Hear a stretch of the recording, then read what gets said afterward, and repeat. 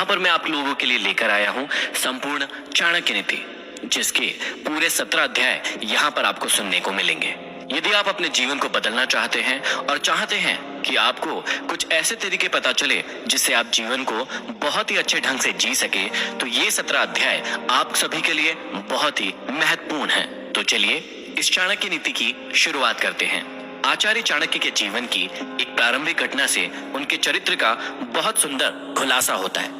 एक बार वे अपने शिष्यों के साथ तक्षशिला से मगध की ओर आ रहे थे। मगध का राजा महानंद उनसे द्वेष रखता था। वह एक बार भरी सभा में चाणक्य का अपमान कर चुका था। तभी से उन्होंने संकल्प लिया था कि वे मगध के सम्राट महानंद को पद से नीचे उतार कर ही अपनी शिखा में गांठ बांधेंगे। इसके लिए वे अपने सर्वाधिक प्रिय शिष्य चंद्रगुप्त को तैयार कर रहे थे। मगध पहुंचने के लिए वे सीधे मार्ग से ना जाकर एक अन्य उबड़ खाबड़ मार्ग से अपना सफर तय कर रहे थे। उस मार्ग में कांटे बहुत थे। तभी उनके पैरों में एक कांटा चुभ गया। वे क्रोध से भर उठे।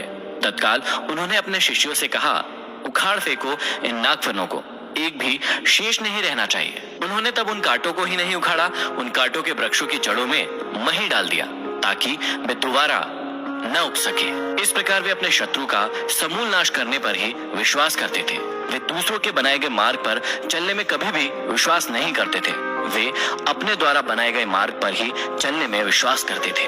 आशा करता हूँ इन अध्यायों को सुनने के बाद आप भी अपनी जिंदगी में अपने मार्ग खुद तैयार करें, अपने ऊपर विश्वास करें और अपनी जिंदगी में आगे बढ़े।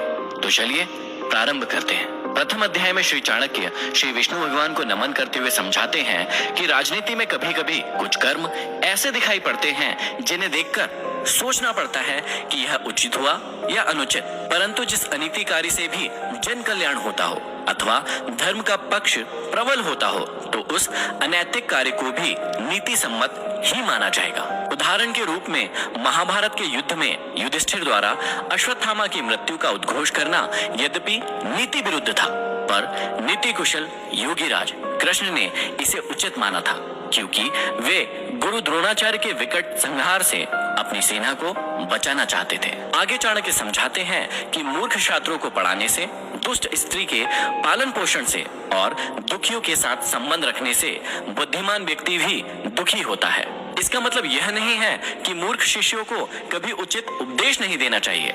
समझाने का तात्पर्य यह है कि पतित आचरण वाली स्त्री की संगति करना तथा दुखी मनुष्यों के साथ समागम करने से विद्वान तथा भले व्यक्ति को दुख ही उठाना पड़ता है। वास्तव में शिक्षा उसी इंसान को दी जानी चाहिए जो सुपात्र हो। जो व्यक्ति बताई गई बातों को ना समझे, उसे परामर्श देने से कोई लाभ नहीं है। मूर्ख व्यक्ति को शिक्षा देकर अपना समय ही नष्ट किया जाता है। यदि बात दुखी व्यक्ति के साथ संबंध रखने की है, तो दुखी व्यक्ति हर पल अपना ही रोना रोता रहता है। इससे विद्वान व्यक्ति की साधना और एकाग्रता भंग हो जाती है। आगे श्री चाणक्य हमें समझाते हैं कि दुष्ट स्त्री, छल करने वाला मित्र, पलटकर तीखा जवाब देने वाला नौकर तथा जिस घर में सांप रहता हो, उस घर में निवास करने वाले गृह स्वामी की मौत में संशय ना करे। वह निश्चित ही मृत्यु को प्राप्त होगा। घर में यदि दुष्ट और दुष्चरित्र वाली पत्नी हो, तो उस पति का जीना ना जीना बराबर ही है। वह अपमान और लज्जा के बोझ से एक तो वैसे ही मृतक के समान है, ऊपर से उसे सदैव यह भय भी बना रहेगा कि यह स्त्री अपने स्वार्थ के लिए कहीं उसे विष न दे दे। दूसरा, यदि उस गृह स्वामी का मित्र भी दगाबाज हो, धोखा देने वाला हो, तो ऐसा मित्र आस्तीन का सांप होता है। वह कभी भी अपने स्वार्थ के लिए उस गृह स्वामी को ऐसी स्थिति में डाल सकता है जिससे उबरना उसकी सामर्थ्य से बाहर की बात होती है। तीसरा, घर में यदि नौकर बदजुबान हो, बात बात में झगड़ा करने वाला हो, पलटकर तीखा जवाब देने वाला हो, तो समझ लेना चाहिए कि ऐसा नौकर निश्चित रूप से घर के भेद जानता है, और जो घर के भेद जान लेता है वह उसी तरह से घर बार का विनाश कर सकता है जैसे विभीषण ने घर में भेद करके रावण का विनाश करा दिया था। तभी मुहावरा भी बना, घर का भेदी लंका ढाए। विपत्ति के समय काम आने वाले धन की रक्षा करें, धन से स्त्री की रक्षा करें और अपनी रक्षा धन और स्त्री से सदा करें। अर्थात संकट के समय धन की जरूरत सभी को होती है, इसलिए संकट काल के लिए धन बचाकर रखना उत्तम होता है। धन से अपनी पत्नी की रक्षा की जा सकती है। अर्थात यदि परिवार पर कोई संकट आए तो धन का लोभ नहीं रखना चाहिए, परंतु यदि अपने ऊपर कोई संकट आ जाए तो उस समय उस धन व स्त्री दोनों का ही बलिदान कर देना चाहिए। आगे श्री चाणक्य कहते हैं कि आपत्ति से बचने के लिए धन की रक्षा करें, क्योंकि पता नहीं कब आपदा आ जाए और लक्ष्मी तो चंचल है। संचय किया गया धन कभी भी नष्ट हो सकता है। श्री चाणक्य कहते हैं कि जिस देश में सम्मान नहीं, आजीविका के साधन नहीं, बंधु बांधव अर्थात परिवार नहीं और विद्या प्राप्त करने के साधन नहीं, वहां हमें कभी भी नहीं रहना चाहिए। अगले श्लोक में श्री चाणक्य कहते हैं कि जहां धनी, वैदिक ब्राह्मण, राजा, नदी और वैद्य ये 5 न हो, वहां एक दिन से भी ज्यादा नहीं रहना चाहिए। भावार्थ यह है कि जिस जगह पर इन 5 का अभाव हो, वहां मनुष्य को एक दिन भी ठहरना उत्तम नहीं होगा।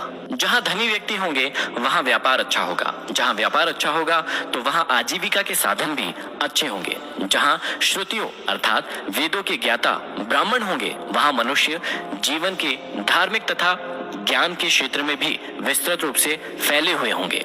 जहां स्वच्छ जल की नदियां होंगी वहां जल का अभाव नहीं रहेगा, और जहां कुशल वैद्य होंगे वहां बीमारी पास में नहीं आ सकती। आगे श्री चाणक्य कहते हैं कि जहां जीविका, भय, लज्जा, चतुराई और त्याग की भावना ये 5 चीज ना हो, वहां के लोगों का साथ कभी ना करें। श्री चाणक्य कहते हैं कि जिस स्थान पर जीवन यापन के साधन ना हो, जहां सदैव भय की परिस्थिति बनी रहती हो, जहां लज्जाशील व्यक्तियों की जगह बेशर्म और खुदगर्ज लोग रहते हो, जहां कला कौशल और हस्तशिल्प का सर्वदा अभाव हो और जहां के लोगों के मन में जरा भी त्याग और परोपकार की भावनाएं ना हो, वहां के लोगों के साथ ना तो रहें और ना ही उनसे कोई व्यवहार रखें।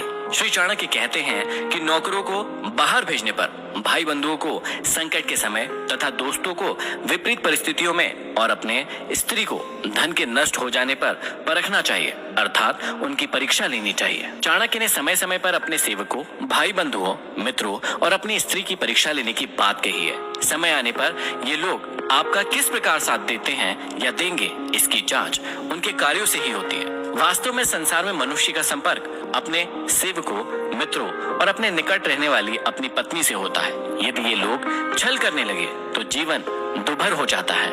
इसलिए समय समय पर इनकी जांच करना जरूरी है कि कहीं ये आपको धोखा तो नहीं दे रहे हैं। आगे समझाते हैं कि बीमारी में, विपत्ति काल में, अकाल के समय, दुश्मनों से दुख पाने या आक्रमण होने पर, राज दरबार में और शमशान भूमि में जो साथ रहता है वही सच्चा भाई बंधु अथवा मित्र होता है। श्री चाणक्य समझाते हैं कि जो अपने निश्चित कर्मों तथा वस्तु का त्याग करके अनिश्चित की चिंता करता है, उसका अनिश्चित लक्ष्य तो नष्ट हो ही जाता है, निश्चित भी नष्ट हो जाता है।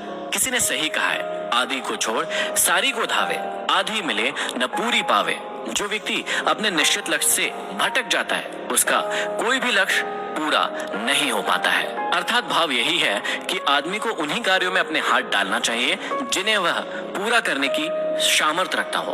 आगे श्री चाणक्य कहते हैं कि बुद्धिमान इंसान को अच्छे कुल में जन्म लेने वाली कुरूप कन्या से भी विवाह कर लेना चाहिए, परंतु अच्छे रूप वाली नीच कुल की कन्या से विवाह नहीं करना चाहिए, क्योंकि विवाह संबंध समान कुल में ही श्रेष्ठ होता है। लंबे नाखून वाले हिंसक पशुओं, नदियों, बड़े बड़े सींग वाले पशुओं, शस्त्रधारियों, स्त्रियों और राज परिवारों का कभी भी विश्वास नहीं करना चाहिए। श्री चाणक्य कहते हैं कि पुरुषों की अपेक्षा स्त्रियों का भोजन दुगना, लज्जा चौगनी, साहस 6 गुना और काम 8 गुना अधिक होता है। इन बातों का हमेशा ध्यान रखना चाहिए। ये था भाग 1। अब हम सुनेंगे अगले एपिसोड में भाग 2।